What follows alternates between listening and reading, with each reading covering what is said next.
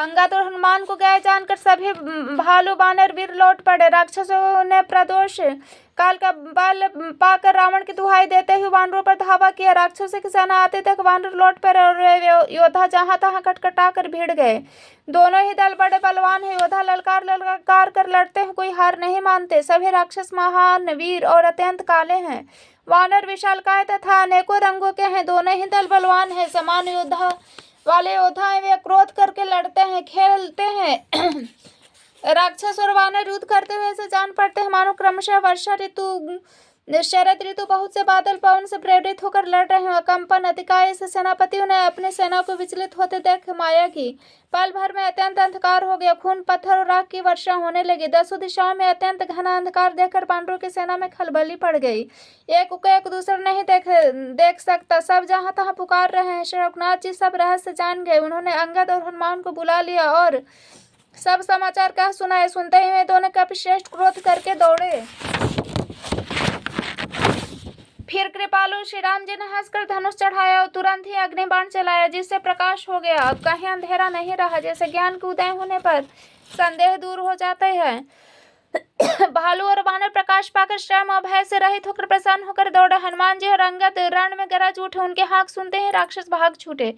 भागते हुए राक्षस योद्धाओं को वानर और भालू पकड़कर पृथ्वी पर दे मारते हैं और अद्भुत आश्चर्यजनक करते हैं। युद्ध कौशल दिखलाते हैं और पैर पकड़कर उन्हें समुद्र में डाल देते हैं। वहां मगर, सांप और मत्स्य उन्हें पकड़ पकड़ कर खा डालते हैं। कुछ मारे गए, कुछ घायल हुए, कुछ भागकर चढ़ कर गढ़ पर चढ़ गए। अपने बल से शत्रु दल को विचलित करके रीछ और बानर वीर गरज रहे हैं। रात हुई जानकर वानरों की सेनाएं वहां आ गए जहां कौशलपति श्री राम जी थे। श्री राम जी ने जो ही सबको कृपा करके देखा ते हुए वानर श्रम रहित हो गए।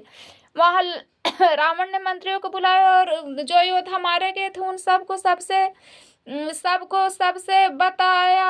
वानरों ने आधे सेना का संहार कर दिया। अब शीघ्र बताओ क्या उपाय किया जाए। माल्यवंत नाम का अत्यंत बूढ़ा राक्षस तो रावण की माता पिता अर्थात उसका नाना था, श्रेष्ठ मंत्री था। वह अत्यंत पवित्र नीति के वचन बोला, हे तात, कुछ मेरी सीख भी सुन लो। जब से तुम सीता को हर लाए हो तब से इतने अपशुगन हो रहे हैं कि जो वर्णन नहीं किया जा सकता। वेद पुराणों ने जिसकी यश गाया हो, श्री राम जी से विमुख होकर किसी ने सुख नहीं पाया। भाई हिरण्यकश्यप सहित हिरण्याक्ष और बलवान मधुकैटभ को जिसने मारा था, वे ही कृपा के समुद्र भगवान राम रूप में अवतरित हुए हैं, जो काल स्वरूप दुष्टों को समूह रूप वन के भस्म करने वाले अग्नि हैं, गुणों के धाम और ज्ञान घन है। एवं शिव जी ब्रह्मा जी भी जिनकी सेवा करते उनसे वैर कैसा। अतः वैर छोड़कर उन्हें जानकी जी दे दो और कृपा निधान परम स्नेही श्री रामचंद्र जी का भजन करो। रावण ने उसके वचन बाण के समान लगे और वह बोला, अरे भागे, मुंह काला करके यहाँ से निकल जाए। तू बुढ़ा हो गया है, नहीं तो तुझे मार ही डालता। अब मेरी आंख को अपना मुंह न दिखाना। रावण के वचन सुनकर उसने माल्यवान ने अपने मन में ऐसा अनुमान किया कि इसे कृपा निधान श्री राम जी अब मारना ही चाहते हैं।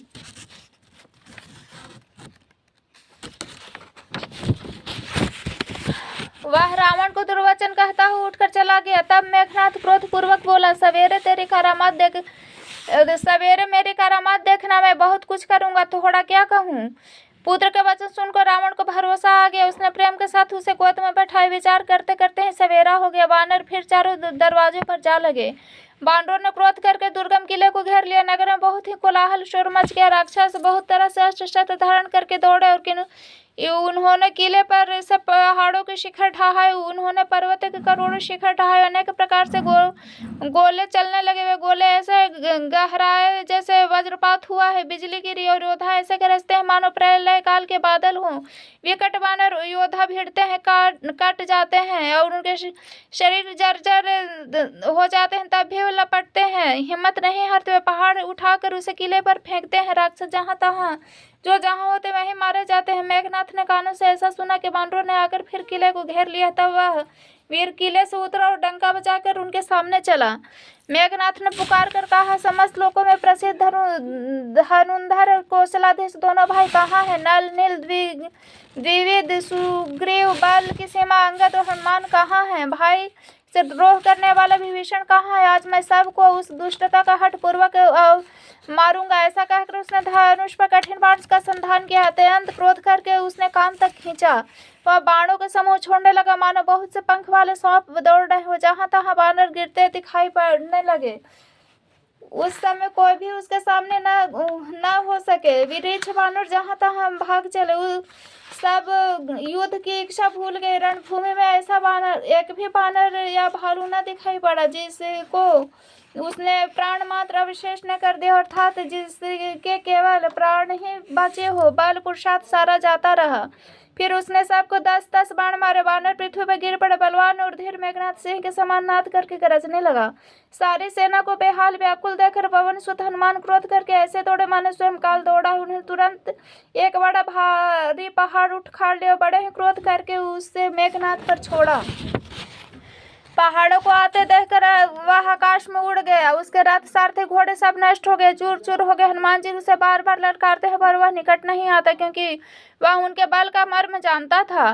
तब मेघनाथ श्री रघुनाथ जी के पास गया। उसने उनके प्रति अनेक प्रकार के दुर्वचनों का प्रयोग किया। फिर उसने उन पर अस्त्र तथा सब हथियार चलाए। प्रभु ने खेल में ही सबको काट कर अलग कर दिया। श्री राम जी का प्रताप सामर्थ्य देखकर मूर्ख लज्जित हो गया। अनेकों प्रकार की माया करने लगा। जैसे कोई व्यक्ति छोटा सा सांप का बच्चा हाथ में लेकर गरुड़ को डराए हुए उसे खेल करे।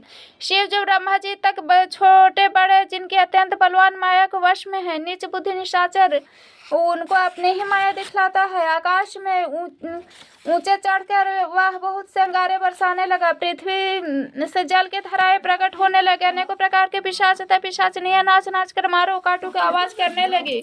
वह कभी तो विष्ठा, पीप, खून, बाल, हड्डियां बरसाता था, कभी बहुत से पत्थर फेंक देता था। फिर उसने धूल बरसाकर अंधेरा कर दिया। अपना ही पसारा हुआ हाथ नहीं सूझता था। माया देखकर बानर उकला उठे, सोचने लगे इस हिसाब से तो सबका मरण आ बना। यह कौतुक देखकर श्री राम जी मुस्कुराए। उन्होंने जान लिया कि सब बानर भयभीत हो गए हैं। तब श्री राम जी ने एक ही बाण से सारी माया काट डाली, जैसे सूर्य अंधकार के समूह को हर लेता है। तदंतर उन्होंने कृपा भरे दृष्टि से वानर भालुओं को देखा। वे ऐसे प्रबल हो गए, रण में रुकने पर भी नहीं रुकते थे। श्री राम जी से आज्ञा मांगकर अंगद आदि वानरों के साथ हाथों में धनुष बाण लिए हुए लक्ष्मण जी क्रुद्ध होकर चले। उनके लाल नेत्र हैं, चौड़ी छाती है, विशाल भुजाएं हैं, हिमाचल पर्वत के समान उज्जवल गौरवर्ण शरीर, कुछ ललाई लिए हुए। उधर रावण ने भी बड़े बड़े योद्धा भेजे जो अनेकों अस्त्र शस्त्र लेकर दौड़े। पर्वत नाक वृक्ष रूपी हथियार धारण किए हुए वानर श्री रामचंद्र जी के जय पुकार कर दौड़े। वानर राक्षस सब जोड़ी को जोड़ी भीड़ गए। इधर उधर दोनों ही की जय कम न थी, अर्थात प्रबल थे। वानर उनको घूंसों लातों से मारते, दांतों से काटते। विजयशील वानर उन्हें मार कर फिर डांटते भी हैं। मारो मारो, पकड़ो पकड़ो, पकड़ कर मार दो, सिर तोड़ दो, भुजाएं पकड़ कर उखाड़ लो।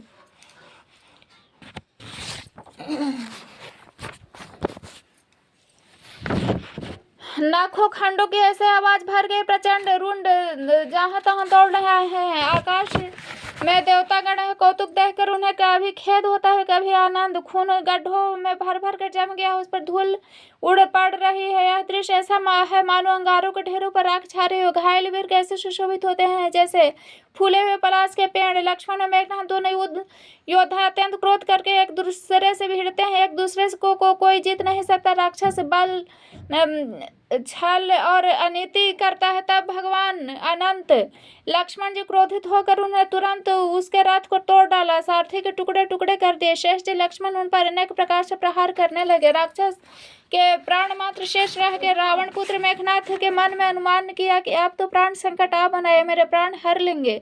तब उसने वीर घातनी शक्ति चलाई। वह तेजपूर्ण शक्ति लक्ष्मण जी की छाती में लगी। शक्ति के लगने से उन्हें मूर्छा आ गई। तब मेघनाथ भय छोड़कर उनके पास चला। मेघनाथ के पास इसके समान 100 करोड़ अग्नित योद्धा उन्हें उठा रहे हैं, परंतु जगत के आधार श्री शेष जी उनसे कैसे उठते। तब वे लजा कर चले। शिव जी कहते हैं, हे गिरिजय सुनो, प्रलय काल में जिन शेषनाग के क्रोध की अग्नि 14 भुवनों को तुरंत ही जला डालती है और देवता, मनुष्य तथा समस्त चराचर जिनकी सेवा करते हैं उनको संग्राम में कौन जीत सकता है। इस लीला को वही जान सकता है जिस पर श्री राम जी की कृपा हो। संध्या होने पर दोनों ओर की सेनाएं लौट फिरे। सेनापति अपने अपने सेनाएं संभालने लगे। व्यापक ब्रह्म अजय संपूर्ण ब्रह्मांड के ईश्वर और करुणा के खान श्री रामचंद्र जी ने पूछा, लक्ष्मण कहाँ है। तब तक हनुमान जी उन्हें ले आए। छोटे भाई को इस दशा में देखकर प्रभु बहुत ही दुख माना। जामवंत ने कहा, लंका में सुषेण वैद्य है, उसे ले आने के लिए किसको भेजा जाए। हनुमान जी छोटा रूप धर कर गए और सुषेण को उसके घर समेत उठा ही लाए। सुषेण ने आकर श्री राम जी के चरणाबिंदु में सिर नवाया, उसे पर्वत और औषध का नाम बताया और कहा, है पवन पुत्र, औषध लेने जाओ। श्री राम जी के चरण कमलों को हृदय में रख कर पवन पुत्र हनुमान जी अपना बल बखान कर मैं अभी ले आता हूँ ऐसा कहकर चले। उधर एक गुप्तचर ने रावण की इस रहस्य की खबर दी। तब रावण कालनेमि के घर आया।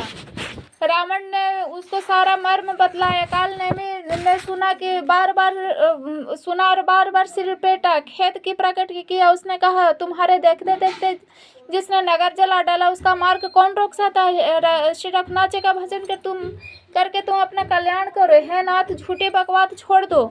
नेत्रों का आनंद देने वाले नीलकमल के समान सुंदर श्याम शरीर को अपने हृदय में रखो।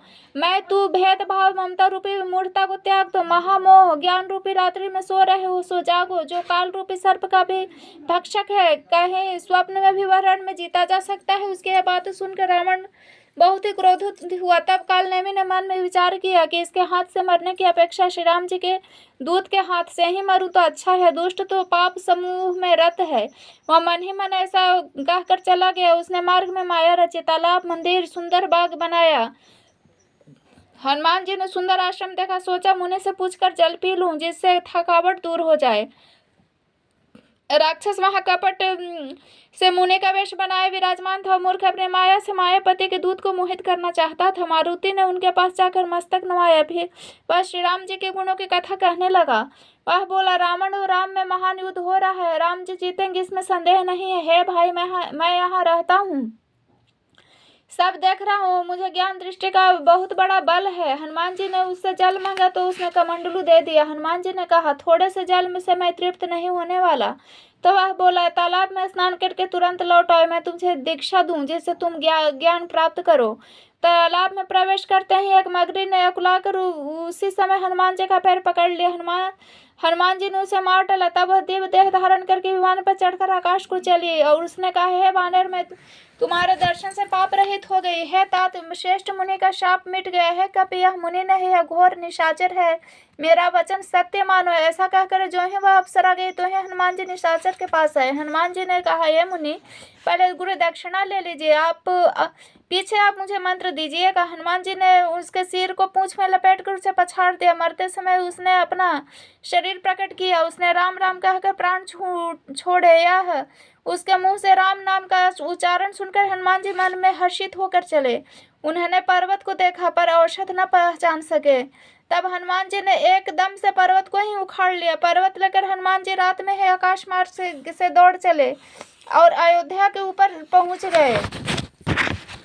भरत जी ने आकाश से अत्यंत विशाल स्वरूप को देखा। तब मन में अनुमान किया कि यह कोई राक्षस है। उन्होंने कांत तक धनुष को खींचकर बिना फल का एक बाण मारा। बाण लगते ही हनुमान जी राम राम रघुपति का उच्चारण करते हुए मूर्छित होकर पृथ्वी पर गिर पड़े। प्रिय वचन राम नाम सुनकर भरत जी उठकर दौड़े और बड़े उतावले से हनुमान जी के पास आए। हनुमान जी को व्याकुल देखकर उन्होंने हृदय से लगाया, बहुत तरह से जगाए पर वे जागते न थे। तब भरत जी का मुख उदास हो गया, मन में बड़े दुख हुए और नेत्रों में विषाद के आंसुओं का जल भरकर वे वचन बोले, जिस विधाता ने मुझे श्री राम से विमुख किया है उसी ने भी यह भयानक दुख भी दिया। यदि मन, वचन और शरीर से श्री राम जी के चरण कमलों में मेरा निष्कपट प्रेम हो और यदि श्री रघुनाथ जी मुझ पर प्रसन्न होते यह वानर थकावट और पीड़ा से रहित हो जाए।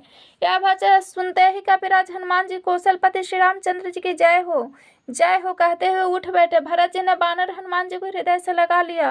उनका शरीर पुलकित हो गया, नेत्रों में आनंद तथा प्रेम के अश्रुओं का जल भर आया। रघुकुल तिलक श्री रामचंद्र जी का स्मरण करके भरत जी के हृदय में प्रीति समाती न थी।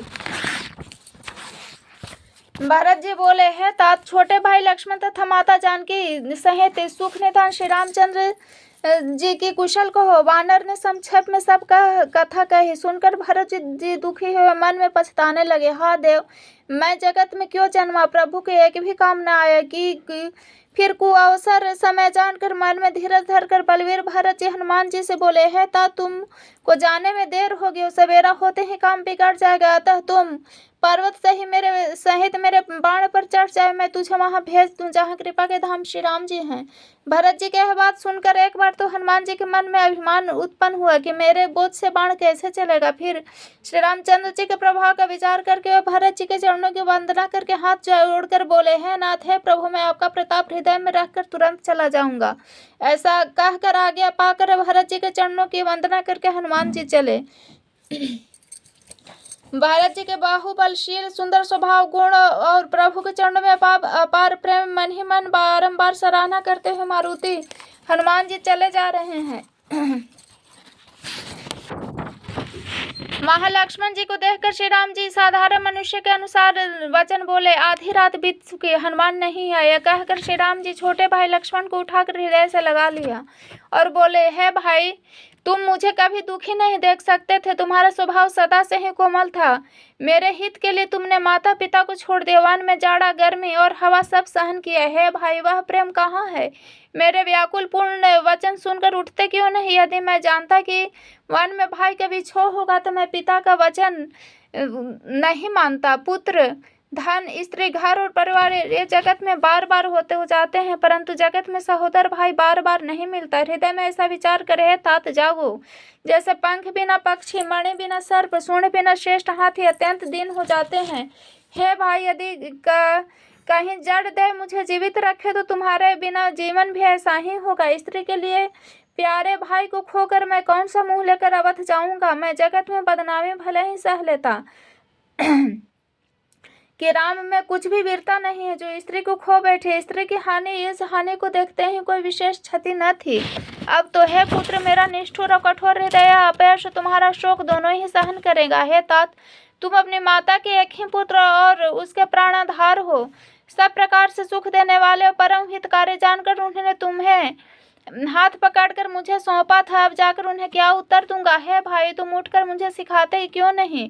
सोचने छुड़ाने वाला श्री राम जी बहुत प्रकार से सोच कर रहे हैं। उनके कमल के पंखुड़ी के समान नेत्रों में विषाद के आंसुओं का जल बह रहा है। शिव जी कहते हैं, उमा रघुनाथ जी एक अद्वितीय और अखंड वियोग रहित हैं।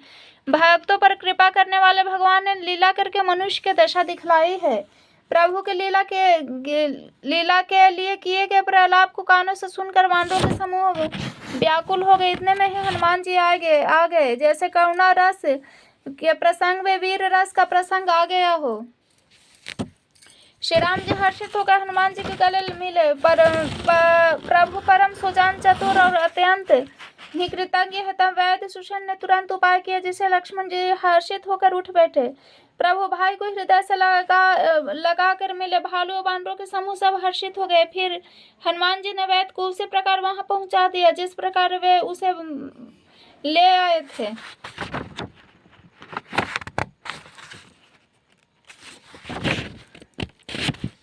यह समाचार जब रावण सुना तब उसने अत्यंत विषाद करके बार बार सिर पिटा। व्याकुल होकर कुंभकर्ण के पास गया। बहुत से उपाय करके उसने उसे जगाया।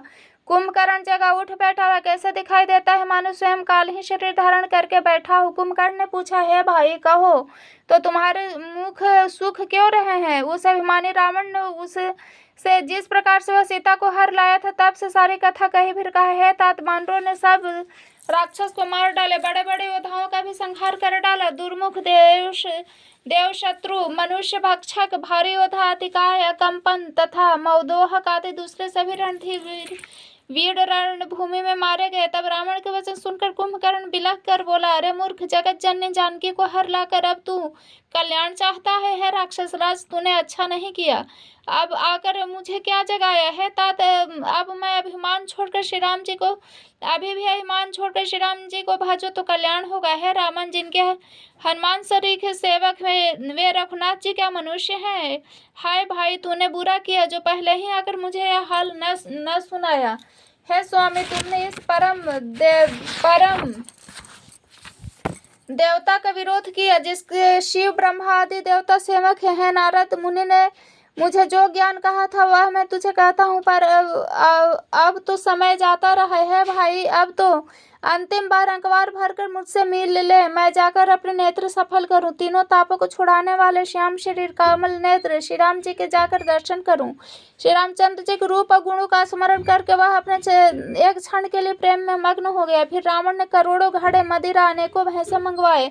भैंसे खाकर मदिरा पीकर वज्रपात के समान गर्जा, मत्स्य चूर रण के उत्साह से पूर्ण कुंभकर्ण ने किला छोड़कर चला, सेना भी साथ नहीं ली।